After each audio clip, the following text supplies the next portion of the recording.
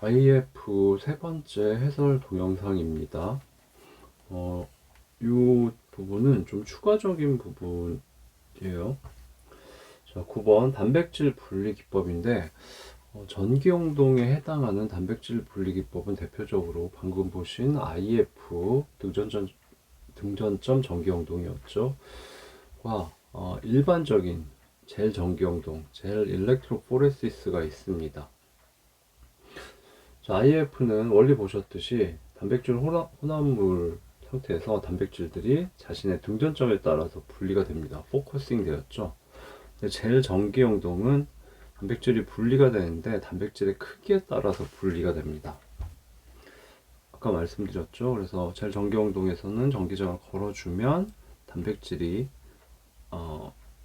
양극 쪽으로 이동하는데, 작은 단백질은 젤 내부에 마찰력이 적기 때문에 좀 빠르게 이동할 수 있고, 큰 단백질은 느리게 이동합니다. 그래서 크기에 의해서 분리가 됩니다.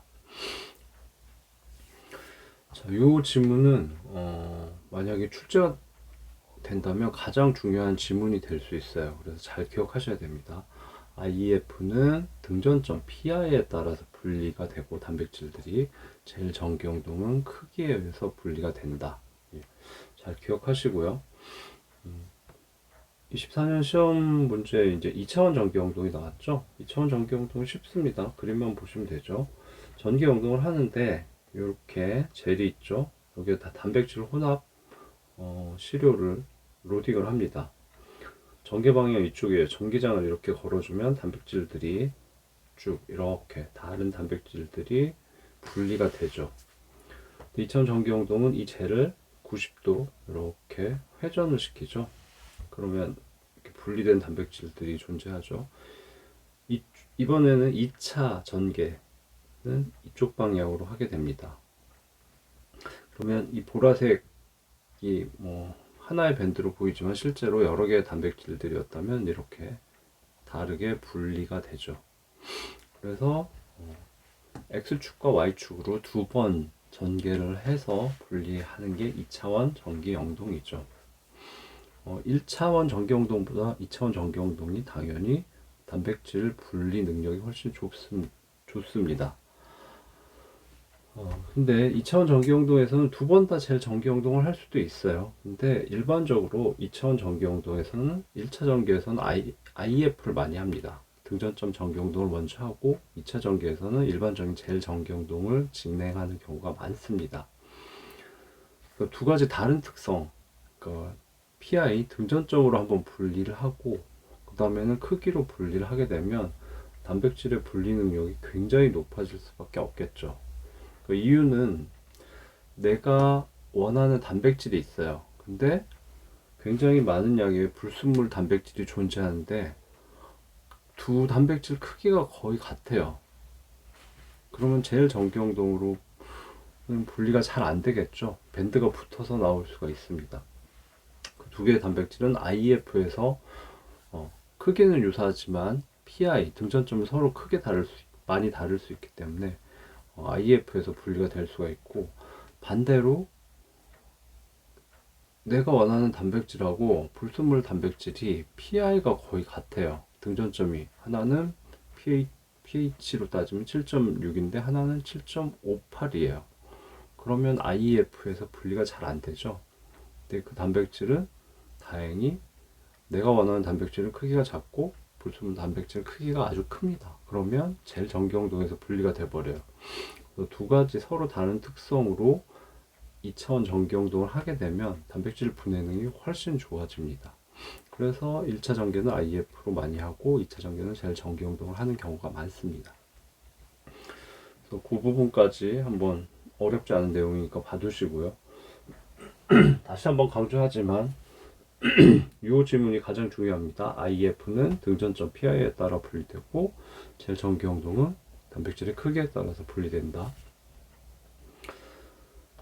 자, 그 다음에 얘는 좀 역시 추가적인 내용인데, 젤 전기용동을 통해서 단백질을 분리하는 거에 대해서 기출 문제 내용이 없어요. 그래서 공부를 안 하신 분들이 많을 것 같아서 내용을 넣어놨고요. 그 전에 먼저 정리를 해야 되는 게 젤 전기용동에서는 어떤 시료를 분리할 수 있죠? 젤 전기용동은 DNA도 분리할 수 있고 RNA도 분리할 수 있고 단백질도 분리할 수 있습니다. 그러니까 DNA용 젤 전기용동 젤이나 기계를 따로 있을 수 있고 RNA용도 따로 있고 단백질용도 다릅니다. IF는 뭘 분리할 수 있죠? IEF는 단백질만 분리할 수 있습니다. DNA나 RNA는 분리하지 못합니다. 이유는 IEF는 등전점을 이용한 분리 방법인데 DNA나 RNA는 등전점 개념 자체가 없어요. DNA나 RNA는 무조건 음성 전하를 띠죠. 인상기가 존재하기 때문에. DNA나 RNA나 산이잖아요. DNA의 A가 애시드죠. 디옥시라이보 뉴클레익 애시드죠. RNA도 라이보 뉴클레익 애시드입니다. 산이라서 인산기를 잔뜩 갖고 있고 그래서 다 음성 전하를 띠기 때문에 DNA, RNA는 등전점 개념이 없습니다. 그래서 IEF를 통해서 분리할 수가 없습니다. 정리하면 일반적인 젤 전기용동은 DNA도 분리할 수 있고 RNA도 분리할 수 있고 단백질도 분리할 수 있습니다. IEF는 단백질만 분리할 수 있습니다. 등전점 개념은 단백질에만 적용이 됩니다. 자, 그래서 젤 전기용동은 세 가지 DNA, RNA, 단백질을 다 분리할 수 있는데 DNA에 대한 것, 그 다음에 RNA에 대한 것은 어느 정도 기출문제에 나왔기 때문에 기출문제 정도 공부하시면 됩니다. 근데 단백질의 젤 전기용동은 한 번도 출제가 안 됐어요. 그래서 이 부분이 좀 허점이라고 할 수 있어서 뭐 지문화 될 수 있기 때문에 내용을 추가를 해놨고요. 자, 내용 뭐 쉽습니다. 빠르게 보시면 젤 전기용동은 단백질 외에도 DNA, RNA를 분리하는 데 사용된다. 그 다음에 단백질을 분리하는 젤 전기용동은 여러 가지 방식이 있는데 가장 많이 쓰이는 단백질 분리 젤 전기용동 방식은 SDS 페이지라는 방식이에요. SDS 페이지는 암기하시는 게 좋습니다. 근데 얘는 한글로 번역하기가 어려워요. SDS는 용어를 먼저 보시면 계면활성제예요. 계면활성제인데 단백질을 혼합물에다 SDS라는 물질을 처리하면 기계에 이상이 있나 보네요. 단백질 혼합물에 SDS라는 물질을 처리하면 거기에 있는 모든 단백질들이 다 변성이 돼요. SDS는 이 내용을 정확히는 모르셔도 되는데 소디움 도데실 설페이트의 약자입니다. 도데실은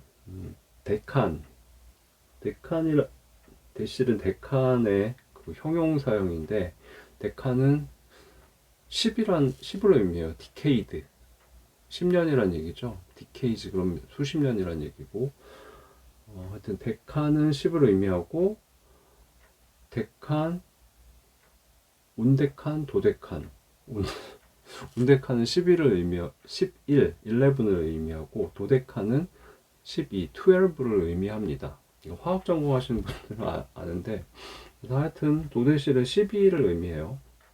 소디움은 나트륨이죠. 설페이트. 이 12는 탄소 체인의 탄소가 12개란 뜻이에요.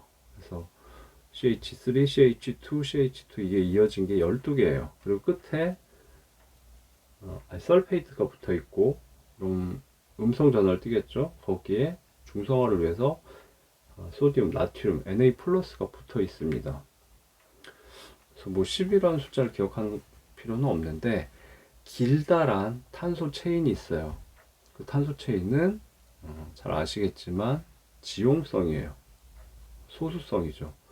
끝부분에 설페이트와 나트륨은 설페이트는 마이너스 1가, 나트륨 플러스 1가를 띠기 때문에 얘는 친수성이죠. 그래서 한쪽 끝은 소수성, 한쪽 끝은 친수성이기 때문에 계면활성제입니다. 비누와 같은 역할을 하죠. 그래서 이게 단백질에 붙어서 단백질을 다 변성시켜 버려요. 그래서 변성하기 위한 물질이라는 거 보시면 되고, 그다음 페이지는 폴리아크릴아마이드 젤 일렉트로포레시스의 약자예요. 폴리아크릴아마이드는 암기하셔야 돼요. 젤을 만드는 성분입니다. 폴리아크릴아마이드는 젤의 성분인데, 젤을 만드는 물질로는 두 가지를 암기하셔야 됩니다. 아가로즈와 방금 보신 폴리아크릴아마이드 두 가지를 주로 씁니다. 아가로즈는 바닷속에 있는 한천, 우뭇가사리에서 추출을 해요. 그래서 순수 정제를 해서 가격이 상당히 비쌉니다. 순수 정제를 하면 얘가 균일한 형태의 젤을 만들어서 내부에 구멍, 포어가 일정해요. 그래서 정교하게 물질을 분리하는 데 사용을 할 수가 있습니다. 그게 아가로스인데, 폴리아크릴아마이드는 화학물질이에요. 근데 더 정교한 젤 구조를 만들 수 있기 때문에 더 작은 입자, 더 작은 분자를 분리할 때 사용할 수 있습니다. 그래서 전기용동의 젤을 만드는 물질 두 가지 기억하셔야 돼요. 아가로즈와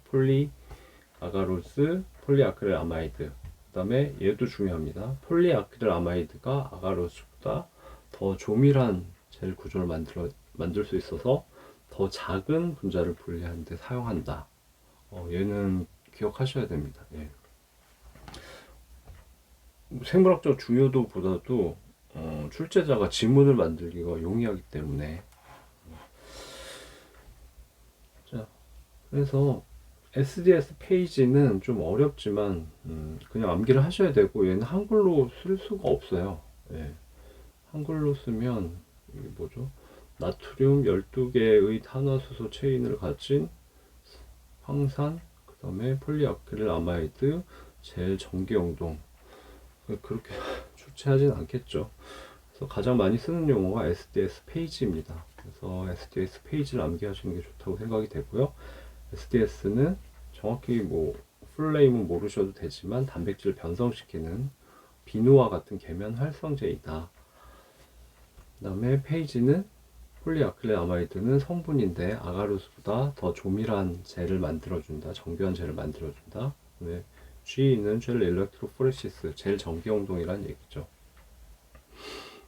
그래서 SDS 페이지 용어가 좀 어렵지만 기억하시는 게 좋다고 보이고요. 대충의 SDS는 계면 활성제다. PA는 폴리아크릴아마이드 성분이다. 얘는 전기용동을 의미한다. 까지 기억하셔야 되겠습니다. 그래서 다시 한번 말씀드리지만 젤 전기용동은 세 가지 DNA, RNA, 단백질 다 분리할 수 있고, 그다음에 젤 전기용동을 통해서 단백질을 분리할 수 있는 방법은 여러 가지가 있는데 일반적으로 가장 많이 쓰는 건 SDS 페이지라는 방식이다. SDS 페이지에 의해서 단백질은 젤에서 정확히 크기에 따라서 분리가 됩니다. 조금 어려운 부분이긴 한데, 단백질을 변성시키지 않은 상태로 전기용동을 하게 되면 단백질이 동그란 건 빨리 이동할 수 있어요. 길쭉한 건 마찰력이 많이 젤 내부에서 작용하기 때문에 좀 느리게 이동합니다. 그래서 같은 크기의 단백질이지만 모양에 따라서 약간 그 이동 속도가 달라져요. 위치가 달라져요. 근데 변성을 시키면 얘가 단백질이 다 풀어지기 때문에 무조건 정확히 크기에 의해서 분리가 됩니다. 이 부분 조금 어려운 부분이네요. 어찌됐든 SDS라는 계면 활성제를 써서 단백질 시료를 다 변성을 시키는 이유는 정확히 크기에 따라서 분리하기 위해서는 이 계면 활성제를 써서 변성시키는 게 좋기 때문입니다. 조금 익숙하지 않은 부분일 것 같긴 한데 어찌됐든 단백질의 젤 전기용동을 대표하는 방식은 SDS 페이지이기 때문에 한번 공부를 하시는 게 맞다고 생각이 됩니다. 자, 그럼 추가 부분까지 해서 IEF 다 설명드린 것 같네요. 이상으로 IEF에 대한 내용은 마치도록 하겠습니다.